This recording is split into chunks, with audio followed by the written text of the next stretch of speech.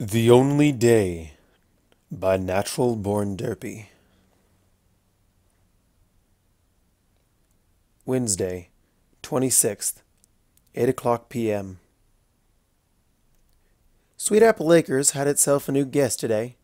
Her name's Autumn Paradise, and she'll be filling in while Big Mac takes a rest. I knew one of these days he'd try to carry something even bigger than him and hurt himself. I've told him before, and I'd tell him again. Stallions can have such a hard time asking for help.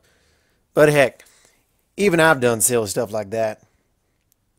Autumn Paradise came by a little while ago, after seeing the wanted ads around town. She said she could work any time over the next 3 weeks. Having just finished school, she's been traveling around Equestria. I asked her why she'd want to spend her vacation time on a farm, sweating buckets in the sun.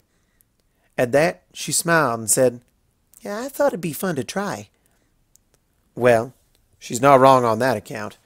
Bucking apples is always fun, if you know what you're doing. The first thing I noticed about the mare was her mane, yellow and white striped and tied near the ends. I asked her if she did that on account of my mane, but she said she'd always worn it like that.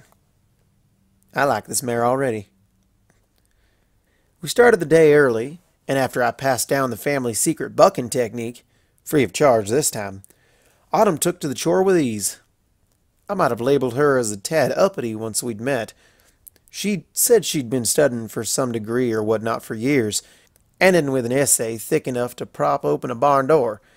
But all that changed once I saw her get to work.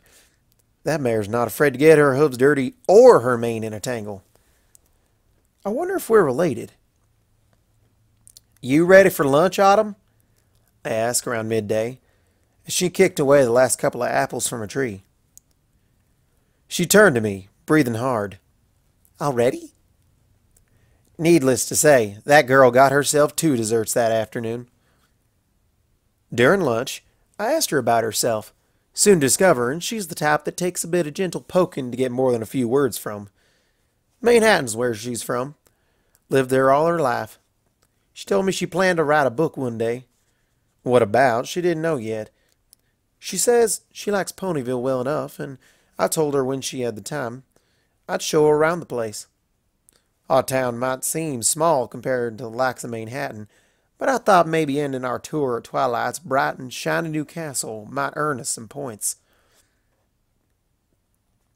"They got castles in Manhattan?" I had to look that up.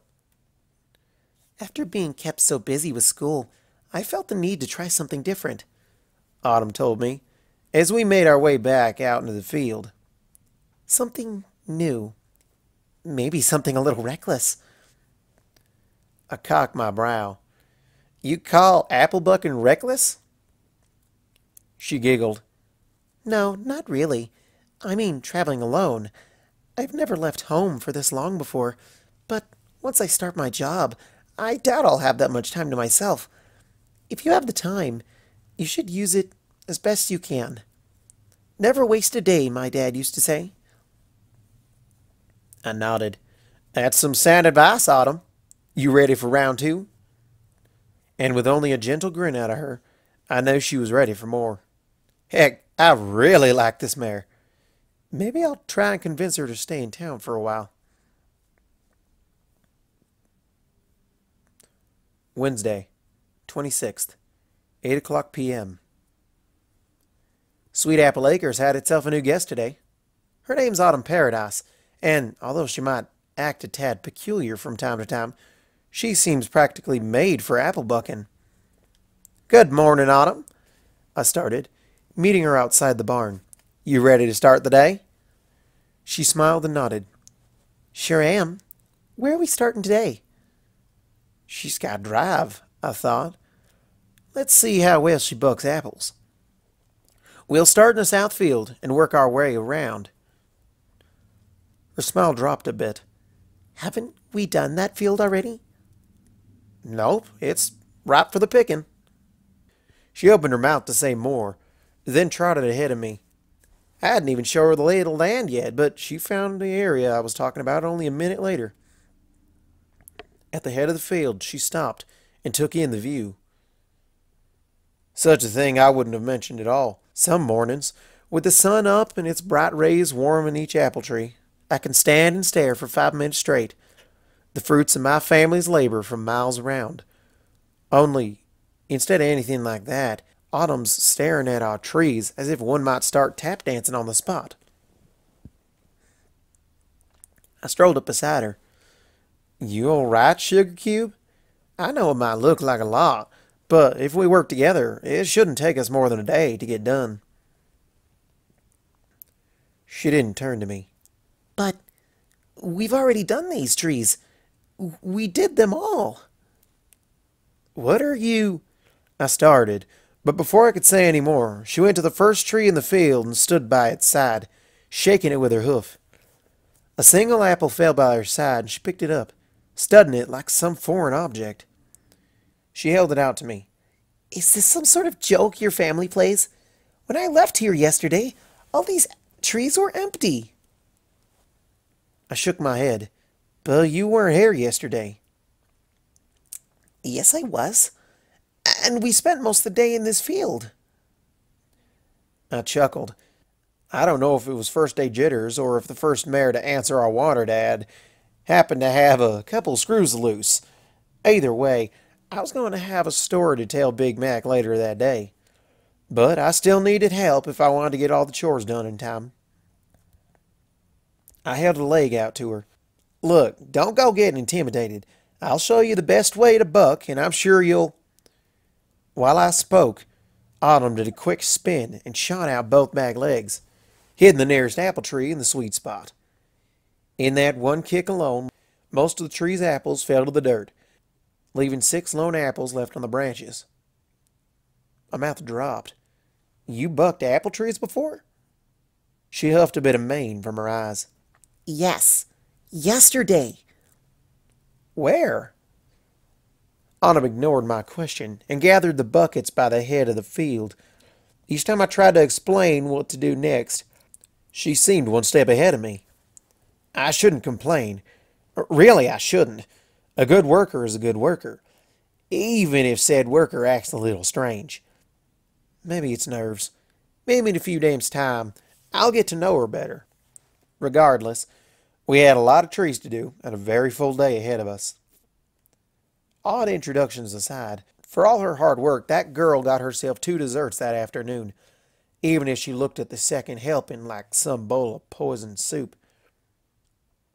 Introductions can be hard. Good thing ponies only need to make them once.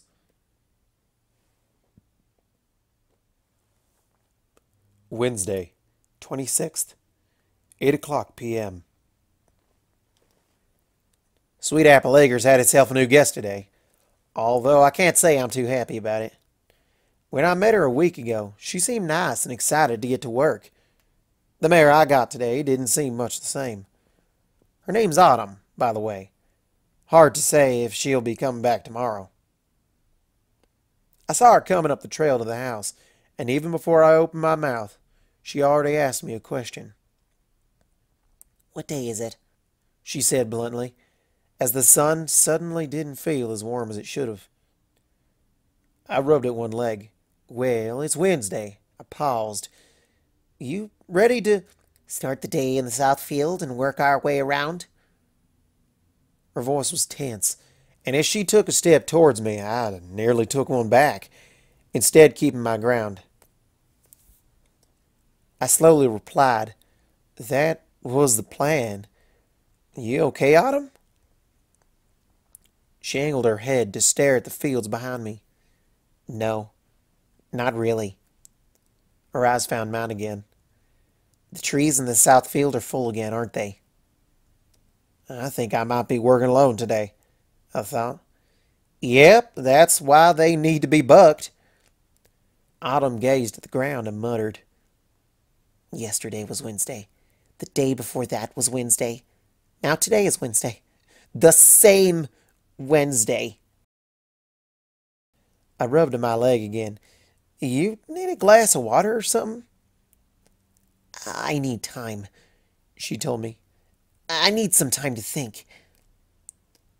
I made one last-ditch effort to save the long work day ahead. "Any chance you could think while bucking apples?" Without another word, Autumn turned and wandered away. I wasn't all too sad to see her go, even as my workload for the day doubled before me. I only hope she finds the time to think about whatever needs thinking about. Maybe I'll try and find extra help tomorrow. Wednesday, 26th, 11:32 p.m. Sweet Apple Acres had itself a new guest today, and as good as she was, I really wish she'd go home already. Maybe I'm getting ahead of myself. Her name's Autumn Paradise, an earth pony that answered an ad I taped around town. She arrived early and got to work without me telling her a word, bucking the trees like she'd done it 1,000 times before. You grow up on a farm, Autumn? I asked in silent astonishment.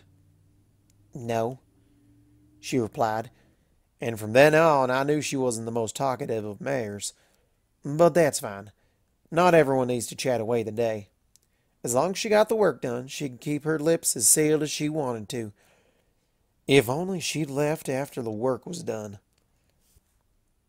It's almost midnight, and as I look out the window now, I can still see her sitting in the south fields, staring at the first tree we emptied that morning.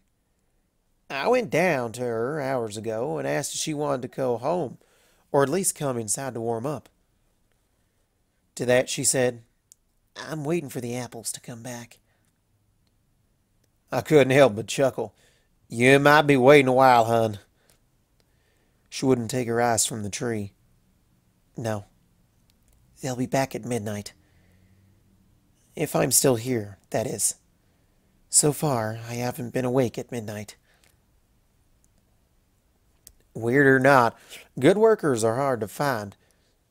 You might want to try for some sleep, Autumn. Plenty more to do tomorrow. She nodded and said no more. I left her like that, watching and waiting for a tree to suddenly sprout apples in the darkness of the night. Why do all the good ones have to be so odd? Wednesday, 26th, 8 o'clock p.m. Sweet Apple Acres had itself a new guest today. Yep, for all of 30 seconds. Good morning, Autumn, I started, meeting our new worker outside the barn. You ready to start the day? It didn't seem she was, as she stared at me with red-rimmed eyes. You told me before that you're friends with a princess, Twilight Sparkle, right? Where does she live? My mouth hung open ajar. When did I tell you that? Today. Or yesterday. Or several days ago. It doesn't matter. She lives in the castle at the edge of town. It's also the town library. She nodded, rubbing a hoof under her eyes. I thought so. Then she turned and began her way down the trail away from the farm. Aren't you supposed to help with the apple trees today? I called to her. I already did, she shouted back. Some ponies, I thought, rather meet the local celebrities than try their hoof at a little hard work.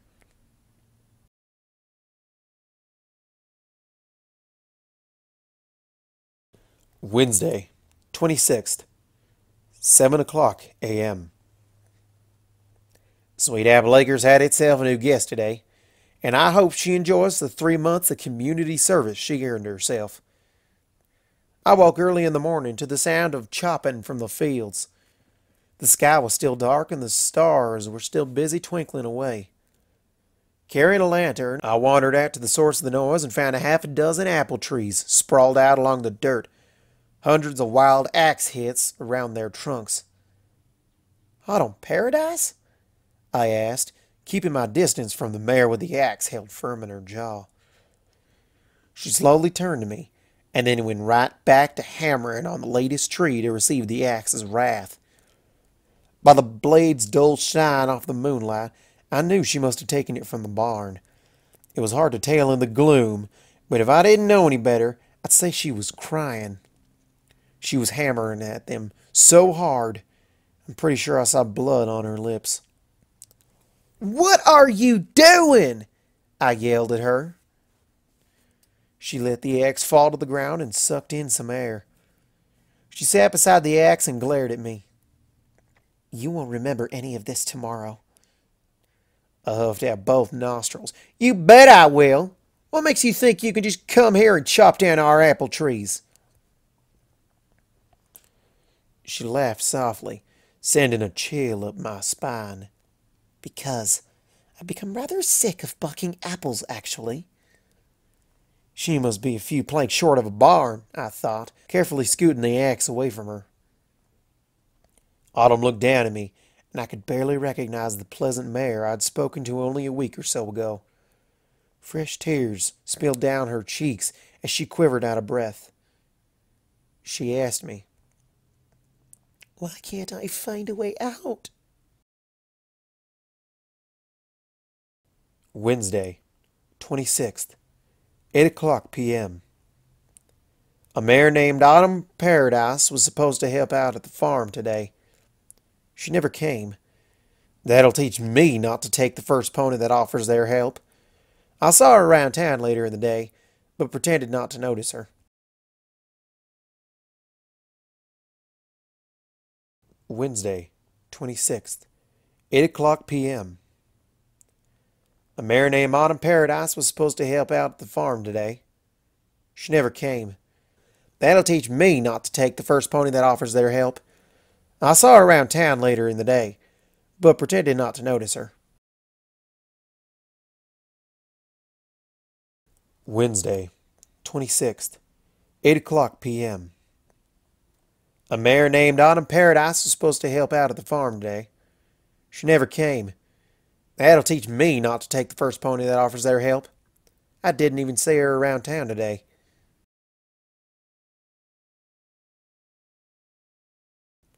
Wednesday, 26th, 2:30 p.m. I felt the need to ride a little earlier than I usually do today. The chores are only half done, and I know I'll be spending the rest of the day and some of the night getting them finished. But after the conversation I had this morning, I really don't think I could concentrate until I wrote it all down. A mare named Autumn Paradise was supposed to come to work at the farm today. I went down to the barn to greet her, but found someone else there instead. Sitting on a bench along the stoop was an elderly pony with a pure white mane and a coat of light green, maybe a couple of years younger than Granny Smith. As I spotted her, she smiled thinly. Not wanting to be impolite, I did the same and went to her. "Can I help you with something?" I asked. "I don't think so, although you've tried before." Her voice was clear and calm, the voice of someone much younger. She patted the empty spot on the bench next to her. "Could I trouble you for a few minutes of your time?" I looked to the trail in front of the house. No Autumn Paradise yet. I turned back to her. "Now, right, for a little while. Do you have business with the Apple family?" She smiled again. "I'm afraid not. I only want to talk a bit." "You've always been a good listener." I slowly took a seat beside her. "Have we met before?" "Yes," was all she said to that. She busied herself scanning the acres of the apple trees, well into the distance. "You know how hard it is to get somewhere in 24 hours? To get up at midnight and see how far you can go? I always wanted to travel, and I have. Sometimes I get to where I want to go, and sometimes I'm on a train in the middle of the night, and midnight strikes and I find myself back in my bed, back in Ponyville, where everything's the same and everything starts anew.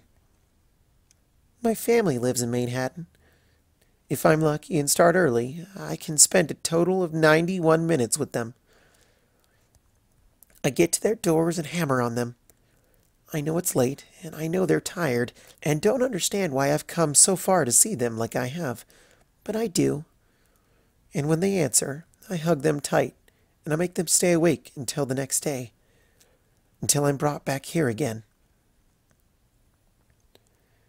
The mare sighed, her brittle smile collapsing on itself. I tried not to stare, kept my eyes on the fields ahead. For 20 years I went to see them, she continued, several days a week. I had to stop when I got too old. All they'd do is worry about me and try to rush me to a hospital. But all that was happening to me was natural. You grow old, and that's that. It's quite a dilemma, having parents younger than you. I found I had to cut in by that point. Why are you telling me this? To pass the time, she said evenly. You're one of the only ones that lets me talk and rarely asks why. It's nice, even if you never understand much of it. She glanced at me. Today is the worst day of my life. Today is also the best day of my life. It's the only day of my life anymore, although not all of it is bad. There are 4 stallions and 2 mares in this town that I've gotten to know very well. I've learned to say the right things and make the right moves at just the right times, and I've spent many wonderful nights with them. Although, it's difficult to be wrapped up tight in someone's embrace, only to never be able to wake up beside them. To start every day with that special some pony never knowing you existed. To have everything you worked so hard to accomplish in just a day get swept away in an instant. She hitched in her breath. I don't want to hate them for forgetting me, but sometimes I can't help it. Sometimes I want to do such bad things to them. Because I can. And because I know I can get away with it. And that no one would remember soon enough. The old mare faced me, slowly eyeing me up and down. There was a day, many years ago, that I found the right words to wind up with your lips held to mine. A blush rose on my cheeks, and I nearly jumped off the bench. All right now, you've had your say, but I really should get to work. So you need to... It's the little things that sometimes hurt the most, she continued on, as if she hadn't said anything strange. I brought only a single book with me when I came here, so if I want a new one, I need to buy one and remember where I left off. I started a series once, an adventure series, but don't think I'll try one again soon. It hurts knowing I'll never be able to know how it ends. She chuckled dryly. There's a play in town. For this week only. It's not very good, but I must have seen it close to 1,000 times by now. Each time I tell myself it'll be the last time I do, and a few days later I find myself there again. Ponies laugh at the actors, and I feel a little better. Just a little bit. Just as I opened my mouth to mention the idea, the mare spoke again. A long time ago, you told me to visit your friend Twilight Sparkle. I placed all my hopes in her, and sadly, here I sit, looking this way while you all stay the same. I don't blame her, though. She is sweet, and she is smart, and each time I come to her, explaining what's happening to me, she tries everything in her power to help me escape from today. Truth be told, I am nobody special. An earth pony, and nothing more. Yet I have met more royalty and princesses than most ever will. Twilight always brings me to Canterlot to speak with Celestia and Luna. Sometimes even Cadence becomes involved. Surrounded by such powerful beings, such brilliant ponies, I allow myself to hope again. For years, I went back to her, again and again and again and again, and it always ends up much the same. There's not enough time. Too few hours in the day to stop what's happening. I had to stop seeing your friend when I felt at my lowest. To be given such hope every day, only for it to be stripped away from you the moment the next day begins. To repeat and repeat and repeat. Sometimes there's just nothing that can be done, and for the most part, I've accepted that. With my mind in a whirl, I sat down beside her again. Her eyes took on a faraway look. If you're in trouble, I'm sure I could help. All my friends could. You just need to explain to me what's going on. The mayor patted my leg. I know you would. You're all very kind. I've come to know you all very well, along with most of this town. A lot can happen in a day, even if none of you will remember me for it. She returned to staring at the fields. Death has always frightened me. It's an absolute. Or I still believe it is. If my aging has taught me anything, it's that death is still possible. I've been tempted to test this before, but I am far too cowardly. There's still a small piece of me that believes this will all end tomorrow. That I'll actually see tomorrow. As much as I want to believe in such a thing, I very much doubt it.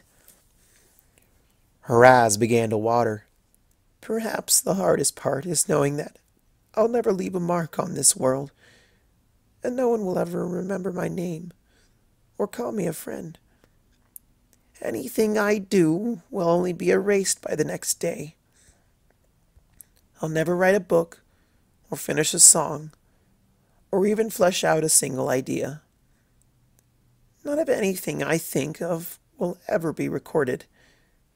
Sure, they're in my head all the time, dancing and twirling and begging to me to write them down, to tell someone about them. But I can't. This game won't let me. Large tears began to roll down her cheeks. That's what I've called it since the beginning. A game. A very long one. One that I've played fair, and one that I've played dirty, and one that I've played every way you can. But in all my years, I've never been able to cheat it. It's impossible, it seems. Despite the tears, she pointed with a hoof and laughed. I remember when I chopped down all your trees one morning. I really should have started closer to midnight. My mouth was so cut up by the time you found me out there. For the first time since sitting beside her, I finally noted the color of her coat, as well as how she tied up her mane. Not wanting to believe the first thought that came to mind, I went with the more possible answer. Are you related to Autumn Paradise? She thought for a moment. Sure, but I should be going. I only have the one day, so I'd better get started if I want to get anything done. Never waste a day, my dad used to say. She stood up sluggishly, eventually finding her hooves again. I'm glad this conversation went better than the last one. What does that mean? I started, although the mare seemed not to hear as she leisurely strolled away.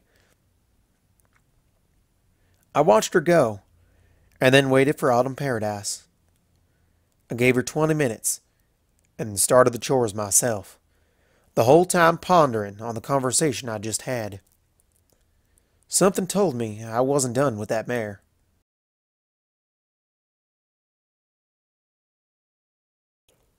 Thursday, 27th, 8 o'clock p.m.